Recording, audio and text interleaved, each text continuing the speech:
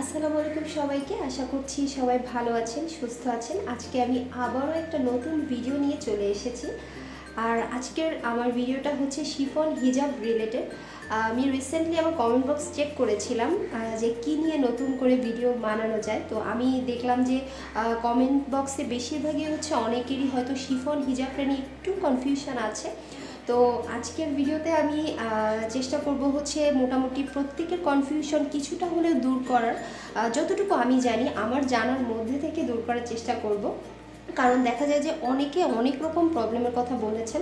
আসলে প্রত্যেকের প্রবলেমটা আলাদা আলাদা করে নিয়ে একটা নতুন ভিডিও করা, আলাদা আলাদা ভিডিও করা আমার পক্ষে আসলে সম্ভব না। তাই আমি চেষ্টা করেছি প্রত্যেকের থেকে কিছুটা কিছুটা নিয়ে একটা মেইন একটা টপিক বানানোর চেষ্টা করেছি আজকে শিফন হিজাব নিয়ে। তো আশা করছি যার যতটুকু কনফিউশন আছে আমার এই ভিডিওটা থেকে দূর হবে।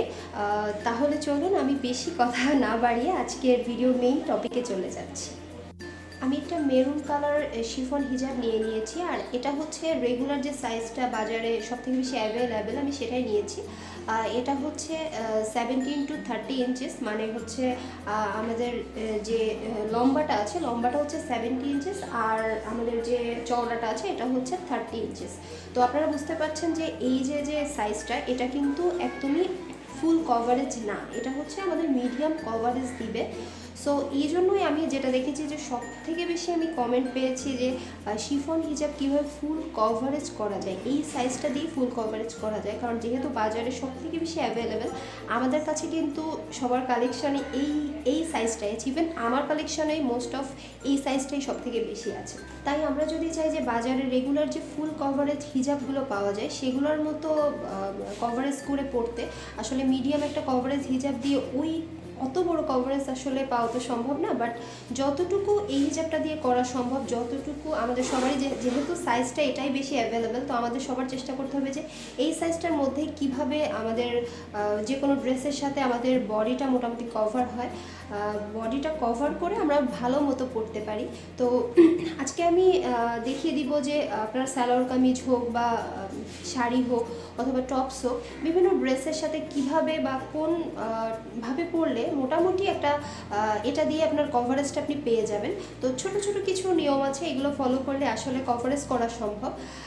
তো প্রথমে আমি যেটা দেখাবো সেটা হচ্ছে আমি সালোয়ার কামিজের বিষয়টা নিয়েই প্রথমে কথা বলবো, যেহেতু আমরা বেশিরভাগই কিন্তু আমরা সালোয়ার কামিজটা পরে থাকি ডেইলি বাইরে যাওয়ার ক্ষেত্রে। সালোয়ার কামিজ সব থেকে বেশি আমরা পরি।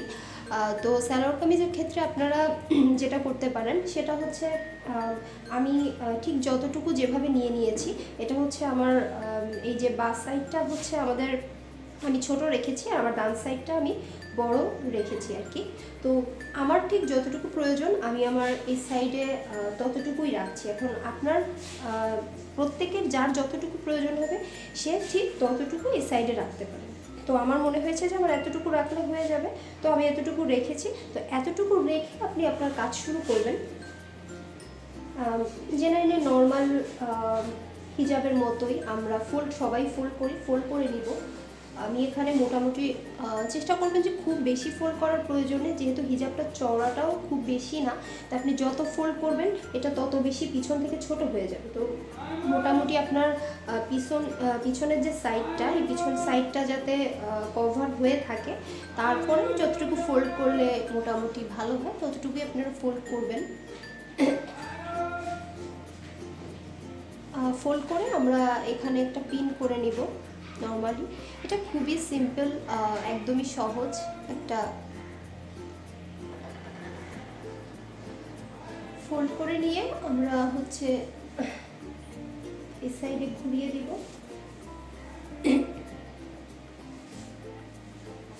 ঘুরিয়ে এখানে আপনারা যে কোনো একটা স্ট্রেট পিন করে নিতে পারেন।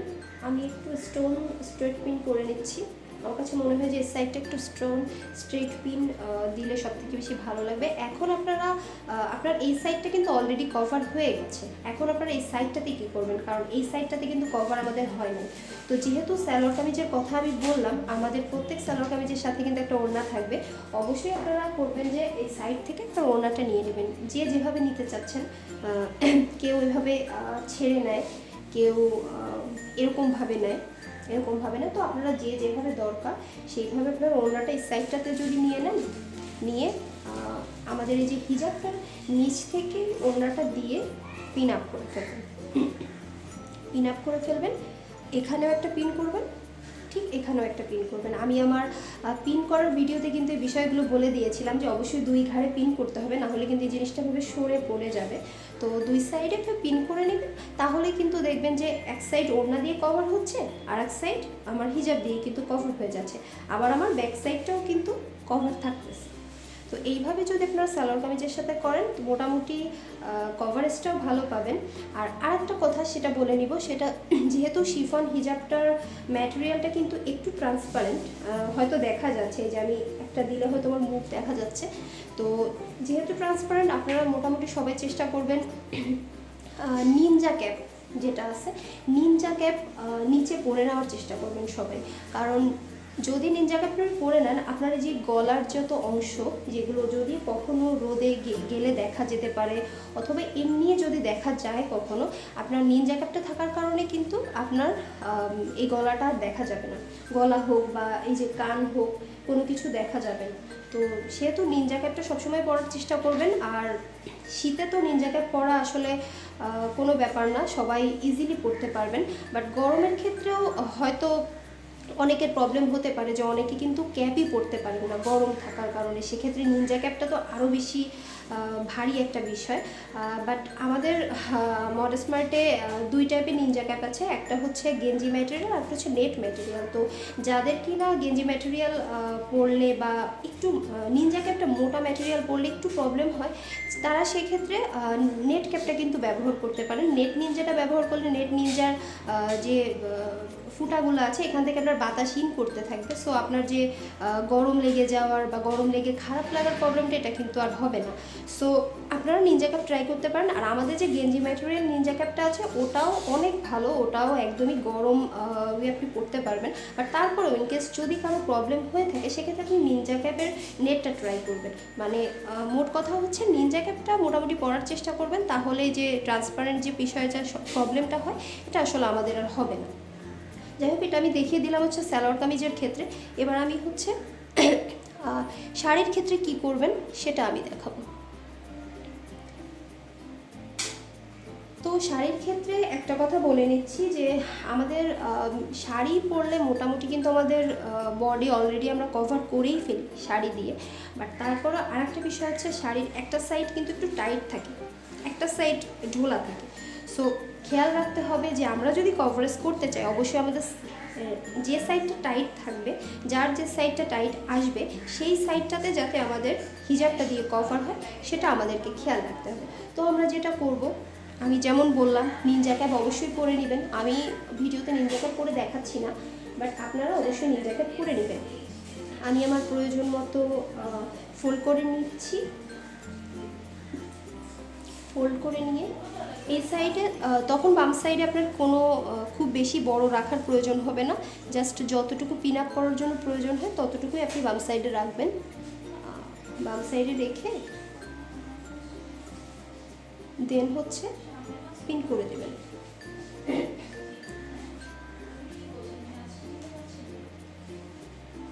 পিন করে দেবেন। তো যেহেতু আপনি এই সাইডে কোনো কিছুই আনছেন না, আপনার কিন্তু পিছনে একটা অলরেডি কভারেজ হয়েই গেছে এটার কারণে। তো শাড়ির ক্ষেত্রে কিন্তু পিছনের কভারেজটা একটু প্রয়োজন, কারণ আমাদের দেখা যায় যে ব্লাউজের অনেকেরই গলা বড় থাকতে পারে। আপনারা চেষ্টা করবেন যে গলা যত ছোট ব্লাউজ পরা যায়, বাট যদি থাকে আর কি, সেক্ষেত্রে পিছনের কভারেজটা দরকার আছে। যেহেতু ব্লাউজের একটা বিষয়, ব্লাউজ জিনিসটা কিন্তু একটু টাইটও হয়, সো আপনার চেষ্টা করবেন যে পিছনের শাড়ি পরলে যেন পিছনে কভারেজটা অলওয়েজ থাকে। সো পিছনে সবসময় কভার এমনভাবে পরবেন যে পিছনে যাতে আমাদের স্কার্ফটা থাকে আর কি। তো আমি আবার নর্মাল হিজাবের মতো এই বিষয় এটাকে ঘুরিয়ে নিচ্ছি। ঘুরিয়ে নিয়ে আমি আবারও এখানে স্ট্রেট পিন করব। আমার যে এই যে একটা বাড়তি যে আমার বাড়তি যে লং সাইডটা, এটাকে আমি সাইডে এনে দিই। এই যে এটাকে আমি এই সাইডে এনে দিলাম। এখন আমার এই সাইডটা হচ্ছে শাড়ি পরলে টাইট থাকবে, তো আমি এই সাইডে যখন এটাকে দিয়ে দিব আমার কিন্তু এটা একটা কভারেজ চলে আসবে। আবার পিছনে যেটার কথা বললাম যে ব্লাউজের কারণে টাইট দেখাতে পারে, সেক্ষেত্রেও আমার পিছনের কভারেজটাও থাকতেছে। তো আপনারা নর্মালি সব হিজাবের মতো এখানেও একটা পিন করে দিবেন। এখানে আপনারা চাইলে যে কোনো ব্রোচ ব্যবহার করতে পারেন অথবা যে কোনো পিন ব্যবহার করতে পারেন। তো এই হচ্ছে শাড়ির বিষয়।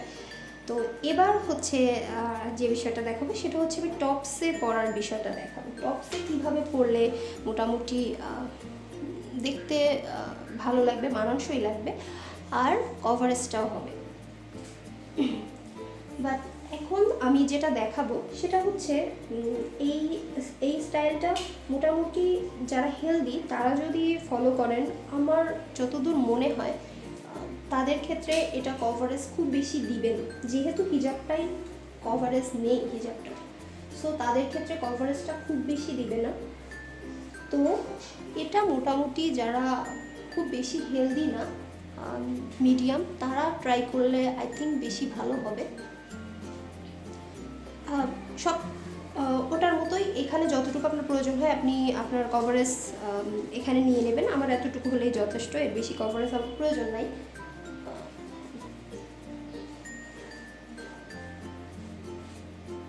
তো আমি আবারও নর্মালি একই প্রসেস, একই পিন করে নিব,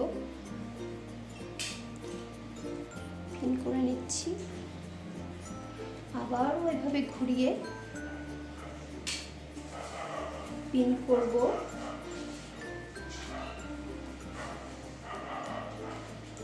এবং শাড়িটা ঠিক যেভাবে এনেছিলাম সেভাবে এই সাইডটা এনে দিব, ঠিক আছে। আমার যেহেতু আমি ভিডিওর কারণে আমি এখানে একটা ওড়না নিয়েছি আলাদা এক্সট্রা, এটা থাকবে না, তখন আপনি কভারেজটা ভালো মতো দেখাতে পারবেন। তো যেহেতু আমি ভিডিও করছি, আমি এটাকে এখন খুলতে চাচ্ছি না, খুলতে পারছি না।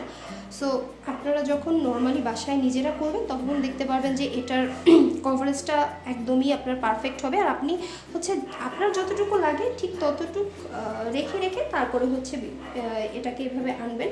তো দেখবেন যে কভারেজটা আপনার সামনে পুরোপুরি থাকতেছে। আর টপসের ক্ষেত্রে দেখা যায় যে আমাদের টপস জিনিসটা কিন্তু একটু পিছন ঢোলা ঢালা হয়, সো আপনার পিছনে খুব বেশি কভারেজের প্রয়োজন নেই। পিছন শুধুমাত্র পিছনের ঘাড় যতটুকু আছে ততটুকু ঢাকলেই একদম যথেষ্ট। সামনেটা কভারেজ করলে ঢোলা পরার চেষ্টা করবেন, ঢোলা ঢালা যে কোনো ড্রেস, যে কোনো টপস, কেপ আছে, বিভিন্ন রকম ড্রেস আছে। ইভেন শীতের যে আমরা যে ড্রেসগুলো পরি, আমাদের বিভিন্ন জ্যাকেট, যে কোনো সোয়েটার, এগুলো কিন্তু খুবই ফ্লাফি, মোটা হয় আর কি। তা এগুলো মোটা হওয়ার কারণে কিন্তু পিছনের কভারেজটা প্রয়োজন হয় না, অলরেডি পিছন কভার করাই থাকে। সো সামনেটা কভার করাটা জরুরি আমাদের জন্য। তো আমরা যে কোনো ড্রেসের সাথে, শীতের ড্রেস হোক, টপস হোক, আমরা ঠিক এভাবে কভারেজটা করে ফেলতে পারি। কভারেজ করে নর্মালি প্রত্যেকটা হিজাবের মতো এখানে পিন করবেন, এখানে পিন করবেন, এখানে চাইলে একটা ব্রোচ লাগাতে পারেন, না চাইলে না লাগাতে পারেন। তো এটা হচ্ছে হয়ে গেল। যারা হেলদি না তারা হচ্ছে এইভাবে করতে পারেন, বাট যারা হেলদি তারা তো এখন কী করবেন, তাদের তো অবশ্যই টপস করতেই হবে। তো তাদের ক্ষেত্রে আমি যেটা দেখাবো সেটা হচ্ছে তাদের ক্ষেত্রে কিন্তু একটা মাস্ট বিষয় হচ্ছে অবশ্যই আপনাকে নিনজা ক্যাপ করতেই হবে। যেহেতু এটা আমাদের ট্রান্সপারেন্ট একটা হিজাব, আপনি নিনজা ক্যাপটা পরে নেবেন, দেন জাস্ট এভাবে পরবেন। এভাবে পরে এখানে একটা পিন করে দেবেন, সব কিছু সেম থাকবে। গলায় যেভাবে পিন করাটা সেম থাকবে। এই সাইডে খুব বেশি রাখবেন না, এই সাইডটা ছোট থাকবে, সাইডটা বড় থাকবে। তো এই সাইডটা ছোট বড় রেখে